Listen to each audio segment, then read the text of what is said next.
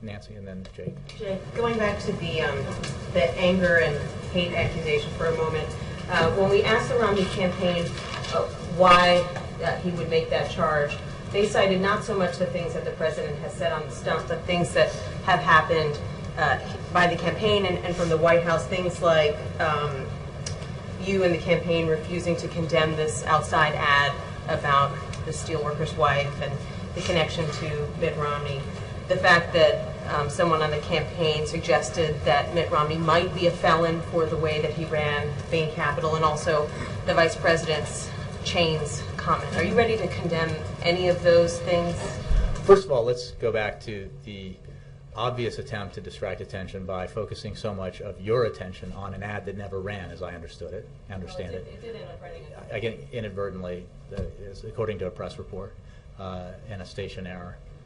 That stands in stark contrast to an advertising campaign behind which there is millions of dollars endorsed by and paid for by the Romney campaign that is built entirely on a fiction about the president's policy, and that's his policy on the work requirement necessary in welfare reform.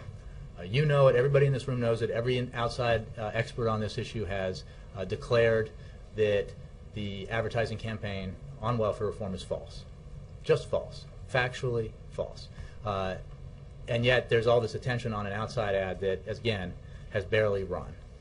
I think that you know that there are plenty of third-party ads out there that are in support of Governor Romney that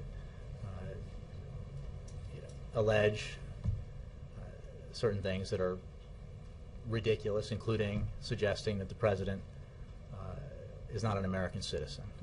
What this president is doing is focusing on the issues that matter to the American people. Okay? What do you say to Republicans who say that the vice president's comments about putting people back in chains is an example of why he should be replaced on the ticket? Well, I'd say a couple of things. One is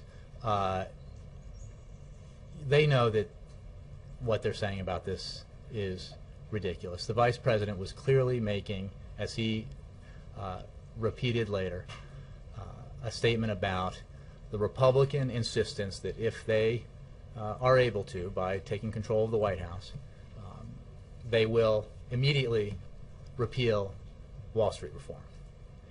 Wall Street reform that was put in place and fought for by this president because we cannot afford to have happen what happened in the financial sector to this country just a few short years ago. We need to make it impossible for the taxpayers to be holding the bag when big institutions fail, if they fail. We need to make sure that we have the consumer protections in place that are part of Wall Street reform that were fought tooth and nail by Wall Street and by Republicans on the Hill. And the point was obvious to, I know, everyone in this room, to everyone in that room, and to every Republican who's making this charge, that that's what the vice president was talking about. So I understand, going back to my other point, that there's an attempt to distract attention from the actual substance of the discussion, which is, should we or should we not have Wall Street reform? They don't want to talk about that because they know that most Americans answer that question absolutely, definitely, yes. But they're opposed to it. Should we or should we not turn Medicare into a voucher system that costs seniors an extra $6,400 per person per year? Overwhelmingly, the American people say no. But Republicans don't want to debate that because they know that's the answer. So, look, we're going to keep talking about the issues. And there's going to be, along the road here, as there always is, an attempt to distract attention from the issues when one side is losing the debate over the issues. And that's what we're seeing right now. But does he regret the choice of words? Because some took it as a reference to slavery, and he had a chance to go back and he said, I always say exactly what I mean. Except for those who are trying to make something out of nothing here and distract attention from the policy debates. I mean, this is, you know that's not what this is about. You know he was talking, if you look at what he said, about Wall Street reform, about the desire of some to put banks and Wall Street back in charge of your financial transactions in life. That's not what this president believes is the right policy. So we can,